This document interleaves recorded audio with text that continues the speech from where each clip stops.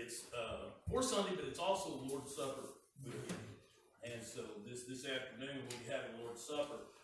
And so one of the things, is preparing ourselves. So today we're going to do a little examining. We'll talk about it a little bit. But we'll be in 1 John chapter 3. We'll start at 11. And we'll go through 24. While you're looking for that, A.J. Rolls was an evangelist in the early 70s from New England. And so, as he was kind of getting a name made for himself, he was going and he was evangelizing, speaking to bigger and bigger groups of people. Well, he made it all the way down to Texas, and the crowd that night had about 1,600 people in it. And there was a young man that he had been talking to throughout the day, and he was kind of like a deacon in training. And he said, son, tonight, I want you to do the introductions. He said, I want you to come out and introduce me to everybody. He said, oh, okay. He said, yeah. He said, but I can't remember your name. I can't keep it straight. He said, I'm really afraid I'm going to mess it up. He said, well, that's easy. He said, A.J. Rolls, He said, yeah. He said, but I get twisted in my thoughts sometimes. He said, well, it's easy, son. He said, do you like rolls for breakfast? He said, yeah. He said, well, there you go. He said, just remember that. He said, you look at me, he said, think about breakfast. So that night they came out, man, there was a camera crew, the crowd was full, and that kid come out, and he was a nervous wreck. And he was like, oh, I'd like to introduce Dr. And so the evangelist is standing aside, and he just looked at it, he goes, like that. And he said, oh, yeah. He said, everybody welcome Dr. Hot Biscuits. Lost a little bit in translation from New England to Texas. But, so today, Paul says, examine yourself. When we get ready to partake the Lord's Supper, we need to look at ourselves. He says that's why there's many that are dying and sick among you. And it's not so much just in the flesh that you die, but in the spirit. And so sometimes you meet a lot of Christians who believe in Jesus, but they're kind of anemic. They need to be hooked up to an IV a little bit. And so today, as we're examining ourselves, let the Lord speak to your heart. It's not about a pride thing. It's not about, I don't want anybody to see me get emotional. I don't want to see any. No, this is between you and the Lord. And not even, if you don't partake of the Lord's Supper, you always need to be looking at yourself. And so today, let's put our measuring stick up that we measure everybody else with. And it's kind of, it might be a little heavy, but it's good. Because when you're walking with God, and there's not much stuff in there, man, it's glorious. It's wonderful. And so as we read and we talk, let the word reflect into it. Think about what God's saying to you. Not Susie, not Jerry, not anybody else, but you. Because I guarantee you I'm doing the same thing. Dear my Father, I just thank you. Lord, I just ask that you just take it. Father, your word be proclaimed. And I know it won't come back void.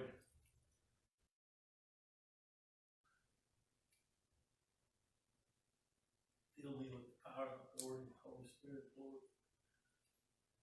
Let me preach your word. In Jesus' name. Amen. Amen. All right, so John 1, 7 through 24. He starts off and says, for this is the message you heard from the beginning. So right off the bat, we get this. What does he say? This is the message from the beginning. The gospel of Jesus Christ. He's trying to remind them. He's wanting to stir the Spirit of God up. And at this time, there was a group of people who had started to mix the gospel. And basically what they did is they got too smart for themselves. And they started studying a whole lot, and they started making things out to where we're going to have a list of things you do, and if you do these things, you're going to be okay. But they started losing the Spirit. And that's what it is, folks. It is the Spirit of God that dwells within us, that corrects us, that completes us, that makes us true Christians. You know, there's no other way but Jesus Christ. You know, people tell you all kinds of stuff, man. They sell self-help books. They do this, the 10 guides, this, that, turn around. No, it is Jesus Christ. Amen. There's no crystals, there's no witchcraft, there's nothing. It's Jesus. That's it. So he's telling them, he says, remember, just like from the beginning, this is about Jesus. Verse 12 says, do not be like Cain, who belonged to the evil one and murdered his brother. And why did he murder him? Because his own actions were evil and his brothers were righteous. Do not be surprised, my brothers and sisters, if the world hates you. Don't be like Cain. Why would he say that? You know, if you look at this, how many times is it the things that are in the heart is what causes us to stumble? The end action is just a result, but the sin starts in the heart. And so as Christians, you know, we look at the things that we do, and we like to have the list of things that we've done, and we like to have all the rules that we've observed. But he's saying is look at your heart. You see, it didn't start overnight with Cain killing Abel. He didn't just walk out in the field and kill him. You see, he was jealous. There was something going on there. The Bible doesn't go into a lot of detail. There's speculation. But what he's saying is do you have that heart of Cain? And I want you to think about that today as you sit there. Or is there something against one of your brothers and sisters that is beginning to smolder in your heart? Is there something inside of you that is preventing you from fully partaking and walking with Christ? Is there something that's built up a wall inside of you of anger, of stress? He's saying that heart set is what's going to lead to the sin. So look at it today. Look at your relationships. Look at the people you're in church with. Look at the people you work with. Is there something that is separating you from the will of God? It gets hard.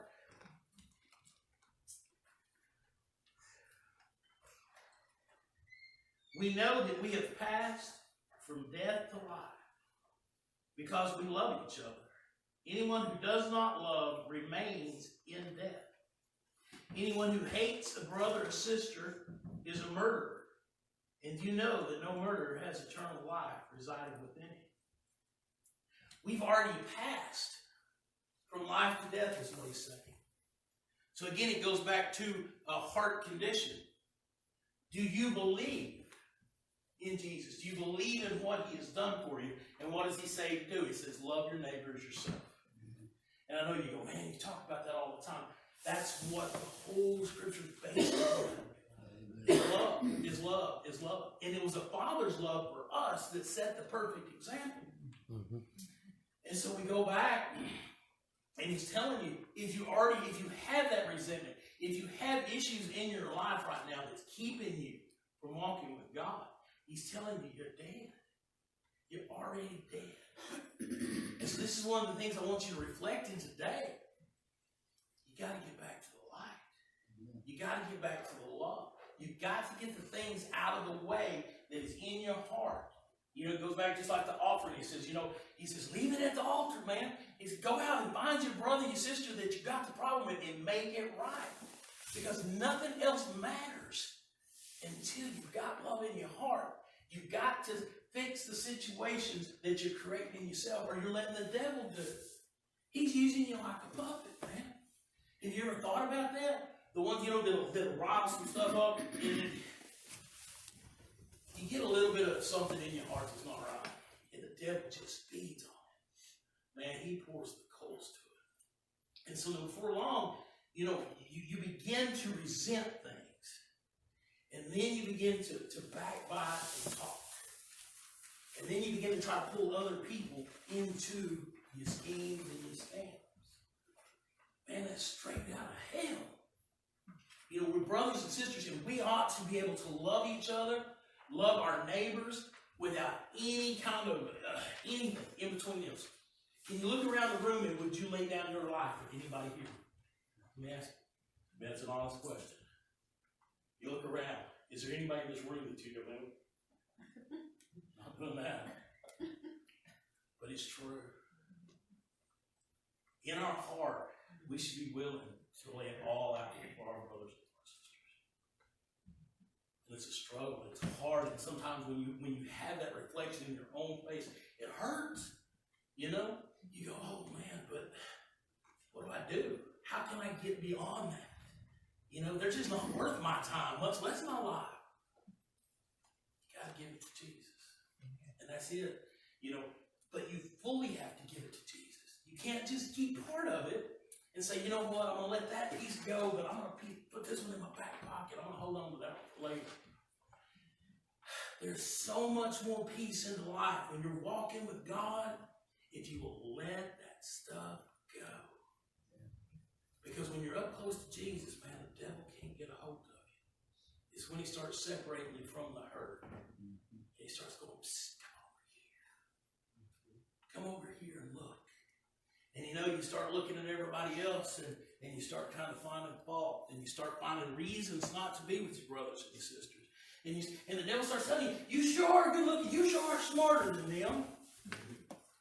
And that's when we ought to say, in Jesus' name, get away from me. But we don't. We go, whoo. We did, right? Boy, you're right, devil. Devil, you sure are right. Yes, man, you're smart. Man, let me tell you what, the devil is not your friend. Amen. That's right. He is an enemy. He is a foe. He hates God and everything that God has made and created, and that is you and I. That's right. And so he's going to do whatever he has to do. He comes to lie, kill, steal, and destroy, right? And so he's going to do everything he can to destroy each and every one of us, whether it be with something from the outside or from one of us within. Because that's what he'll do. He'll find one that'll perk up and he goes, hey, you sure are pretty. You go, that's my child. But that's flesh. That's all of us. We all fall into these things. We all fall into snares. And we all fall into traps. One of these days, all that stuff's not going to happen. But right now, the only way you can get out of that, the only way you can keep from getting into that, is the blood of Jesus. Amen. He knew that we were so weak, and he knew that we were incapable of living this life. That's why he came and died for us. That's why he gave everything, so that someday we would have that ability to be with God again. Amen. So, we're going to stop right there. We'll look at one more thing here. We're not stopping the sermon, but we're at Matthew 5 when it starts talking about, we just left off where he's talking about that anyone who hates his brother or sister is a murderer. All right, so if you go to Matthew 5, verse 21, he says, you have heard that it was said to those of old, you shall not murder. And whoever murders will be in danger of judgment. But I say to you that whoever is angry with his brother without cause shall be in danger of the judgment. And whoever says to his brother, Raka, shall be in danger of the council. Whoever says, you fool, shall be in danger of hellfire. Therefore, if it bring you a gift to the altar, there remember that your brother has something against you. Leave your gift before the altar and go on your way. First be reconciled to your brother, and then come and offer your gift. Agree with your adversary quickly while you are on the way with him, lest your adversary deliver you to the judge. The judge hands you over to the officer, and you be thrown into prison. Assuredly I say to you, you will by no means get out of here until you have paid the last penny. You have heard it said that in the old, you shall not commit adultery. But I say to you, whoever looks at a woman to lust for her has already committed adultery with her in his heart. You see, it starts in the heart. And so when we talk about, preparing ourselves. When I ask you, are you excited? When I ask you, did you read? Did you come expecting God to deal with you today? Mm-hmm. It's on that right there. That's right. Did you come expecting Him to speak to your heart? Amen. Did you come wanting Him to change you? Or did you just come? Did you just come because it's for Sunday? Did you just come because, hey, they eat pretty good? Or did you come because, man, you want that relationship with Jesus and you want it back? Amen. Sin separates us from God. I'm not saying that you're going to hell. What I'm telling you is that when that stuff gets in there and it starts to take root, man, you quit hearing God. And then you start going, man, well, I'm praying for this and I'm praying and nothing's happening. And then you begin a bigger wedge between you. Because then you go, well, you know what? God's not answering me. I'll just go over here. No, it's in your own life. It's in your own heart. Search it out. Search and think about why I wouldn't lay my life down for somebody in this room. Search it out for why do I think I'm smarter than everybody else. Think it out for why do I think that I'm better. Or why do I think that I'm worse. And that's a good one too. Some of us go, you know what? I'm just nothing. Yeah, you are. God made you. Mm-hmm. And He died for you. So you have a value bigger than anything of this world. Don't let the devil deceive you. Don't put your head down. Stick your head up, pop your chest out, say, man, I'm a child of the King. Amen. That's right. It's in your heart. Okay? All right, so now we go back over to John 16. It says, this is how we know what love is. That's a good question, right?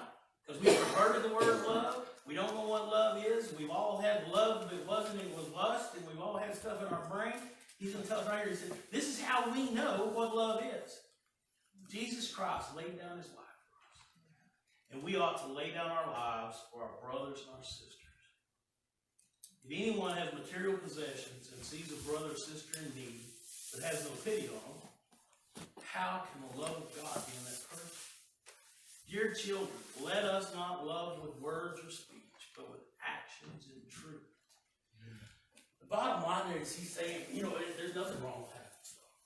There's nothing wrong in having a car and a house and clothes. What He's saying is when your desires begin to outweigh someone else's needs, it's plain and simple. People misuse that all the time. They think that, hey, you know what? I got to give everything away. I'm living and being evil because I got a job. No. And then you got the ones on the other that say, give it all to me. You got to because you're a Christian. That's not what He's saying.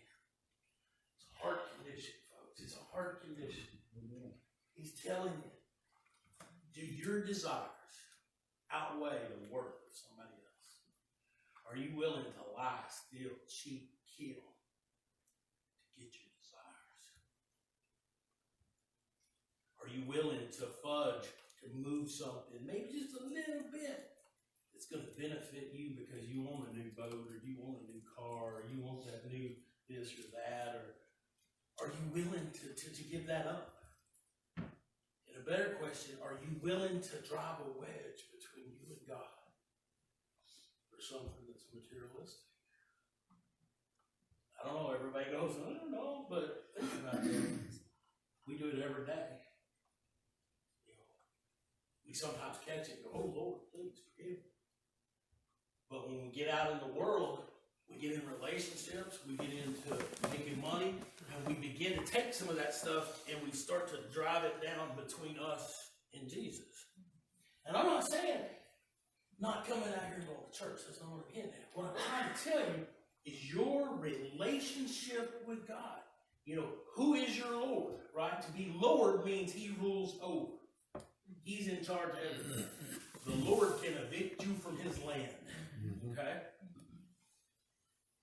Is He Lord over your life? And that can be anywhere. Wherever you're at, it is everywhere else. It's easy to be a Christian here, right? It's easy to sit up and go, yeah. But when you get out there and the dude calls you weird because you're telling him about Jesus, it gets a little harder, right? Or what about when the boss and the lady over here, they're having their fling and everything, and they say, you know what, if you just keep it quiet, we'll take care of it. Are you willing to? Are you willing to turn a blind eye to the things of the world so that you can increase your desires? That's hard. I get it. But that's what today is about. Today is that steam cleaning. Let's get it out. You know, you don't need to stand up and testify. It's okay. But what I'm saying is you need to talk to Jesus about it. Amen. You need to ask for forgiveness. You need to repent. You know, pride gets us. Pride gets us all the time. Everybody in here, I don't care, you're not exempt. You know, you can say, well, I don't do that and that. I'm a good Christian. I'm better than the rest of them. Oh, wow. You just got it. It's a true relationship. It's a heart condition, folks. It's a heart condition. Do your desires count more than somebody else's needs? You know, if you got 6 pairs of black shoes,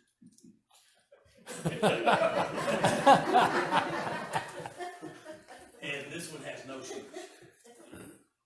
but you've decided you want red shoes, so that's all you focus on is that pair of red shoes, and this one's got nothing. So you're so focused on your desire that you forget the common love of what Jesus says, love your neighbor as yourself. And then he said, give them all your shoes so they can go spend them all on drugs. That's not what he said. Okay. All right, so 19 says, and this is how, okay, 19 says, this is how we know that we belong to the truth and how we set our hearts at rest in his presence. If our hearts condemn us, we know that God is greater than our hearts and he knows everything. Okay, so does your heart ever condemn you? There's times that what he's saying is, you can act the part, but you know in here that it ain't right. All of us have been there. I've been there. You can act it, you can try to walk it, but inside your heart, you realize and know that your hands are dirty and that your heart's not clean. And what he's saying is, he says, God's so much bigger and smarter than us. He already knows. So it's a pretty easy deal if you would just go get cleaned up with it. If you would pour your heart out to God. And you don't have to make a big list, man. You can know, because I guarantee you, when you are just getting before the Lord and pouring your heart out, it may sound like an elephant sneezing, but God knows what's going on. And I say that because if you've never been there, and that's pouring out of you, and you feel the grace and the mercy of Almighty God upon you, I guarantee you most of the words you're uttering are not clear. That's a heart condition. And he wants to clean you up today. He wants you to deal with the things that are in your life today. Before we proceed into this evening. Before we proceed into tomorrow. Because, right, we're not promised tomorrow. So maybe he's trying to deal with you today to get some of this out of the way, because you might be fixing to go meet him. No chance and no accident. We're all here today, right? Why is God trying to get you to clean your heart up? Because he wants a relationship with you. He wants to be your God. He wants you to be his people. 21 says, dear friends, if our hearts do not condemn us, we have confidence before God and receive from him anything we ask, because we keep his commands and do what pleases him. So what he's saying is with cohesion there, when it's all good, when your heart's clean, and man, you're taking everything to Jesus, and all the weight of the world is laying on his shoulders and not on yours, and you're walking, and his desires become yours. You're seeing people with his eyes. You have that desire to wake up in the morning and to serve God. He's saying, ask for it. He pretty much said, try me out. He said, if you're lining up and you're all mine, he says, ask and it will be given unto you. Now what do? They beat that one up to death, right? They say, man, if you got a fish bumper sticker, you can ask and you'll get $1 billion. That's not it. It's a heart condition. He's telling you, walk with me. He's telling me, I'm the good Father. I love you. You know, the scripture talks about this stone and the serpent. You know, what Father's going to give it to them when they ask for bread. How much better is he? And he's waiting. He's waiting right now. He wants to bless your life. He wants to fix all the things. He wants to make you feel good. He wants to fix your health. He wants to fix your body. But he wants to fix your spirit. He's saying, will you let me? He said, I want to bless you. He said, just ask me. Ask me to fix you. Ask me to forgive you. Ask me to walk with you. Wake up in the morning and say, woo, praise God.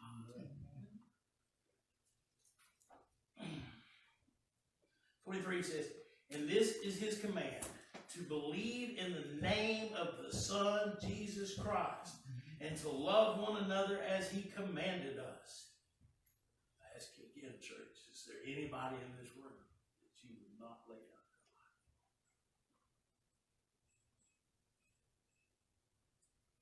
Is there anything in your heart that has you despondent today, that has you to where you don't want to be here, you don't want to hear? Is there someone you right now that's pushing you back? Oh, this is just over with, get out of here. I'm telling you, that's of the devil. And God is trying to deal with your heart right now, and God is pleading with you, and he's trying to say, call out to me. I don't care if you're in a bench, I don't care if you're in an aisle, I don't care if you're at the front. He says, call out, I'll hear you. I'll fix you. The one who keeps God's commandments lives in him, and he in them. And this is how we know that he lives in us. We know by the Spirit he gave us. What spirit is in you? That sometimes is a scary thing when you're lost, when you're sinning. What spirit is in you? Who is your Father? You have a Father, God, who loves you and cares about you, or you have a father, the devil, who wants to destroy you and wants to tear up everything about you. He wants to use you to destroy things. He wants to put you in the center of all things. He wants to build you up so he can tear you down. That's the best the devil can do for you. But we have a God who wants to spend eternity with us. Amen. We have a God who wants to put a crown on you. We have a God who's going to put you up in a mansion for eternity. We have a God who's going to give you a glorified body. We have a God who cleansed us up, who offered his own Son for you. Amen. Amen. That's where God is. Amen. 1 Corinthians 13. 1 through 13. I know lots of scripture today, but remember, this is not so much a point of, it's a beautiful sermon. It's about reflecting on your heart. It's about getting cleaned up. It's about acknowledging who God is. And it's about acknowledging who you are. Amen. 13 starts, he says, if I speak in tongues of men and angels, but have not love, I am a noisy gong or a clamoring sin.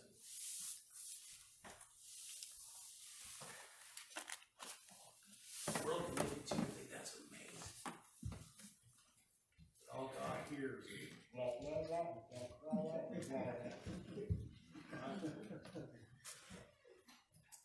he says, if I have prophetic powers and understand all mysteries and all knowledge, and if I have all faith, so as to remove mountains, but have not love, I am nothing.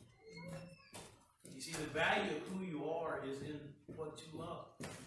Because that's what he says, is where your heart is, where your treasure is, right? What do you love? Do you love Jesus? Do you love God? That's where your treasure is. That everything you have is pointing that direction, is going that direction. Or is things like in the bank or in a hole in the ground or setting on a foundation somewhere that has everything you've got centered towards it. And that's okay, I get you, but what I'm telling you is don't leave here today with that being the Lord. Make him Lord of your life. Amen. That other stuff will fall where it needs to be, man. Make Jesus Lord of your life. if I give away all I have, and if I deliver up my body to be burned, but have not love, I gain nothing. That's right. Put yourself out for nothing. If my body be burned, you know, it actually goes down to where I have no money, and they would burn the Jewish slaves and stuff back in the day. They just throw them in the dump. It was a heap and pile of ashes that burnt 24/7. And so if I gave everything away and went and jumped off in the ashes, it still accomplishes nothing. Love. All we need is love. Love is patient and kind. Love does not envy or boast. It is not arrogant or rude. It does not insist on its own way. It is not irritable or resentful. It does not rejoice at wrongdoing, but rejoices with truth. Love bears all things, believes all things, hopes all things, and endures all things. You love meter, folks. It tells you really easy. It says, you know, love doesn't boast. Do you boast in the material things that you have? Do you boast in the things that qualify you to be a man or a woman on this world? Do you put all your lock, stock, and barrel into that? Or do you put it into God? It's not arrogant. It's not rude. It doesn't push to get his way. It's the one that opens the door for you and says, come on. It's the one that says, let me get out of the way. Do you have that spirit about you? Are you willing to put others before you? Is there anybody in this room you wouldn't lay your life?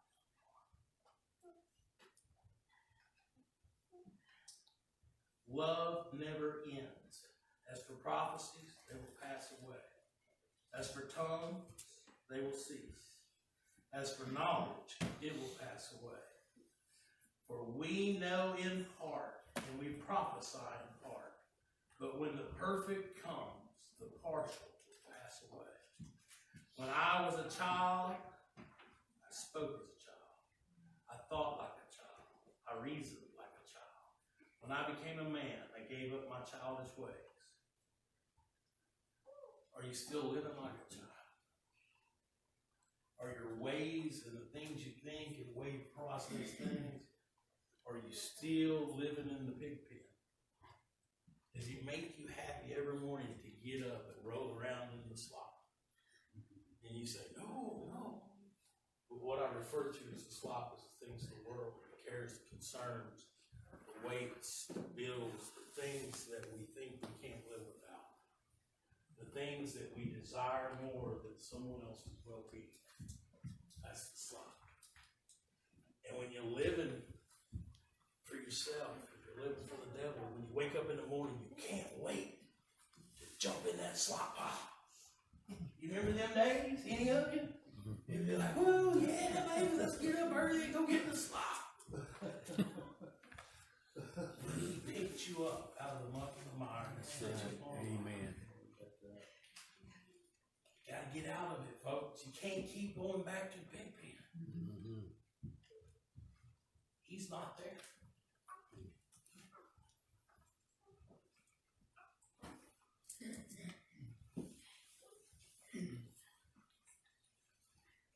For now we see in a mirror dimly, but then face to face. Now I know in part, then I shall know fully, even as I have been fully known. You see, one of these days, the best that we can do is get a glimpse of what it's going to be like. You know, we talk about all that stuff that's not going to be in heaven, you know, not the backbiter, not the hate, all that kind of stuff's not going to be there. So it's going to be this groovy, awesome, wonderful place to be. Presence of God. You're not going to be tired, you're not going to be sick, there's not going to be tears, all that kind of stuff. But that's just a piece. And what he's saying is, one of these days, we all going to close them eyes for the last time. Everybody here, nobody's getting out alive. I know there's a couple of them, but you're not getting there either. But you're going to open your eyes and you're going to be known. Isn't that going to be awesome? You're going to be known. Amen. And you're going to know Amen. You just got to clean your heart a little bit. Mhm. Let the blood of Jesus flow through you. That's right. Amen. Let all that sin, that nasty, that bad, that hog pit stay in the heart. And so here in just a little bit, we'll read just a little bit more, but after that, we're going to have an invitation.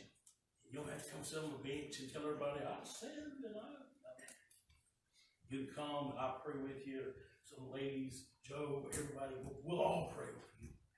Or you can come and get on the outsides and pray, or you pray where you're at. But pray. Amen. You know, this is that time where you pray that God reveal what's going on in you, not praying for that one sitting in the back row. You know, Lord, I hope he comes down. Man, it's just terrible. You know, pray that God deal with you. Amen. Amen. And again, I know that's hard. And I know sometimes we think, man, but we're so righteous. We don't need all that. But you do. It's not about coming in here and going to church. It's not about wearing your best clothes. It's not about driving a Cadillac. It's not about how the world perceives Christianity. It's about a heart condition between you and your Lord. And if you're living bad and doing all that, then the devil's your Lord. If you're living in sin like Jesus, Jesus is your Lord. Who will you serve today? Mm-hmm. So now faith, hope, and love abide. These three, but the greatest is love. Amen. Is there anybody in this room that you would not lay your life down on? That is how we know how we love one another. Guarantee you get that love going on like that, you can't keep people out of the church. You get love going on like that, they'll be staring through the windows to want to know what's happening. You get love going like that, people will be walking down the aisle and get healed before they make it to the altar. Amen. They'll be coming in for a funeral, and of course, be walking